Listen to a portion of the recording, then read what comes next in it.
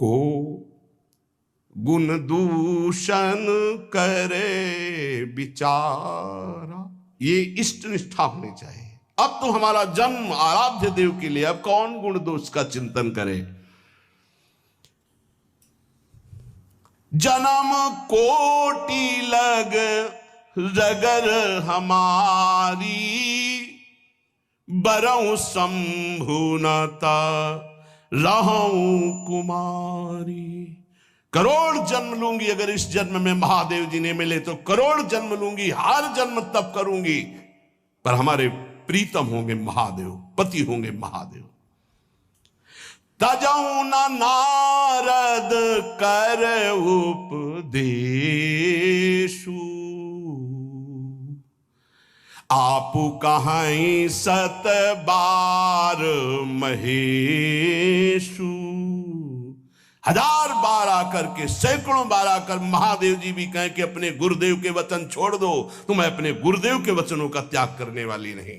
आप जा सकते हैं, बहुत जगत में कुंवारी कन्याएं और कुंवारे वर हैं, उनका ब्याह करा दीजिए। मेरी तो केवल एक ही बात रहेगी, हर जन्म महादेव जी के लिए। समस्त सप्तऋषियों ने साष्टांग दंडवत की और कहा, जगदम्बा आप नित्य शिव की अर्धांगिनी, भगवान शिव ने ही मुझे भेजा था आपकी परीक्षा के लिए। जाओ, भगवान शिव सब जान रहे हैं, ब्याह पक्का, अब आपको तप करने की जरूरत नहीं है। तुम माया भगवान शिव, सकल जगत पितुमात, नाई चरण सिर मुनि चले, पुनि पुनि हर्षत गात। प्रणाम करके सप्तऋषि गए हिमांचल से, कहा सादर अपनी कन्या को लिवा लाओ और ब्याह की तैयारियां शुरू करो। महादेव जी ब्याह के लिए पहले से ही राजी हैं और समस्त देवता ब्रह्मा जी आदि उनके पास जा रहे हैं प्रार्थना करने के लिए।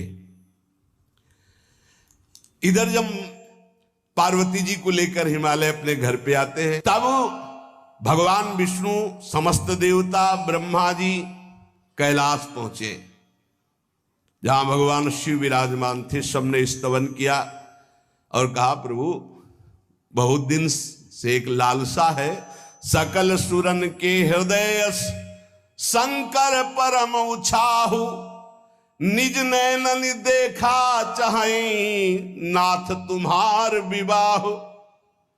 भगवान विष्णु, ब्रह्मा जी, समस्त देवताओं ने कहा, प्रभु हम सबके मन में एक उत्साह है, आप दूल्हा हो, हम सब बराती हो, आपका विवाह देखना चाहते हैं। प्रभु ये उत्सव देख ले तो हमारा जीवन सार्थक हो गया, आप हां बोलो। कामदेव के मद को चूर करने वाले आपको दूल्हा रूप में देखना चाहते हैं हम सब। स्वामी का स्वभाव होता है सेवक को सुख देना। पार्वती जी ने अपार तप किया है आपके लिए, आप उनको अंगीकार कीजिए।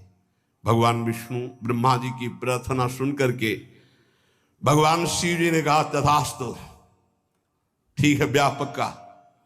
देवताओं ने नगाड़े बजाए, फूलों की वर्षा होने लगी, देवाधिदेव महादेव की जय के नारे कैलाश में गूंजने लगे। सप्तऋषि भगवान शिव के पास आए, कहा, प्रभु बड़ी अनन्य है पार्वती जी आपकी, अखंड प्रेम है। हमने बड़ा छल करके उपदेश किया, लेकिन उन्होंने कहा कि मैं नारद जी का उपदेश नहीं त्याग सकती, करोड़ों जन्म लूंगी और हर जन्म महादेव जी के लिए। भगवान शिव जी की आंतरिक वृत्ति जो पार्वती जी की प्रीति की है, उसे कोई नहीं जानता। बहुत विरह में रहे, ऐसा न समझे कि देवाधिदेव महादेव जी परम उदासीन है, नहीं। सती जी के वियोग में बड़ी विचित्र दशा महादेव जी की हुई थी। सप्तऋषि फिर गए पार्वती जी के पास और कहा, भी बीच में घटना घट गई, कामदेव गया था महादेव जी की समाधि को भंग किया, तो महादेव जी ने कामदेव को भस्म कर दिया, तो अब ब्याह का मतलब क्या रह गया। भवानी ने कहा, तो तुम क्या अभी तक भगवान शिव को कामयुक्त देखते थे क्या? क्या तुम समझते हो तुम्हारे जान काम अब जा रहा? अरे अब लग शंभु रहे सभी कारा। तुम्हारी नजर में अभी तक भगवान भिखारी थे और अब काम को भस्म किया है। अरे हमने भगवान शिव की आराधना की, हमरे जानी सदा शिव जोगी, अज अनवद्य अकामो अभोगी। मैंने तो शिव को सदा ही योग संपन्न ब्रह्मबोध देखा है। वचन और कर्म से, मन से मैंने यदि भगवान शिव को अपना स्वामी माना है, योगी, अजन्मा, अनिंद्य, काम रहित, भोगहीन, तो निश्चित मुझे प्राप्त होंगे।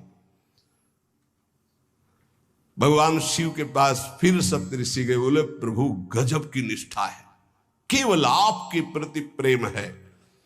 ब्रह्मा जी ने लगन रची, सप्तऋषियों को बुलाया और कहा ब्याह दोनों तरफ, ये लड़की पक्ष की लगन, ये वर पक्ष की लगन।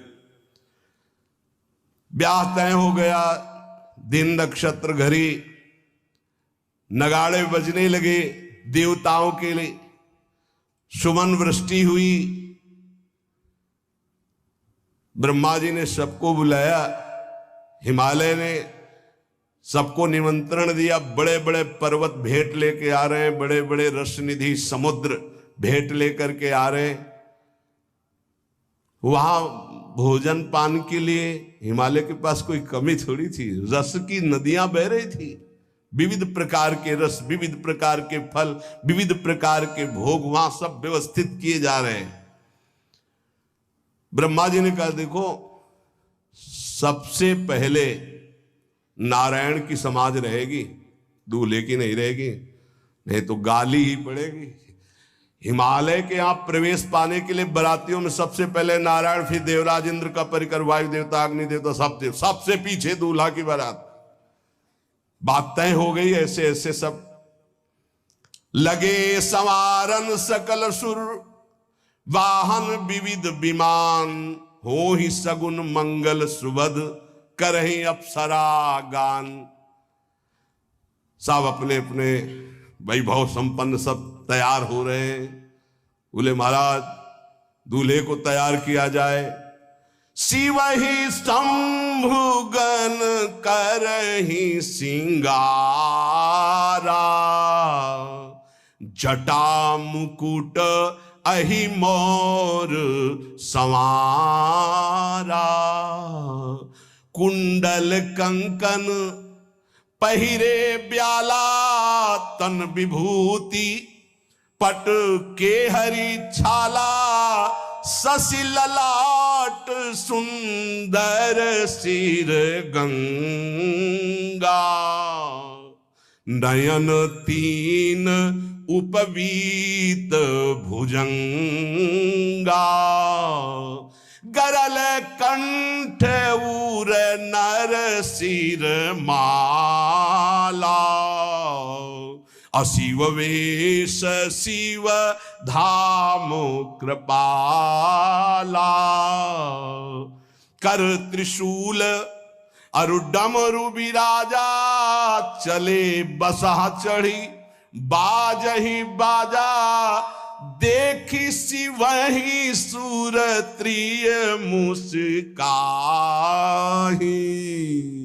बरलायक दुल्हनी जग नाही।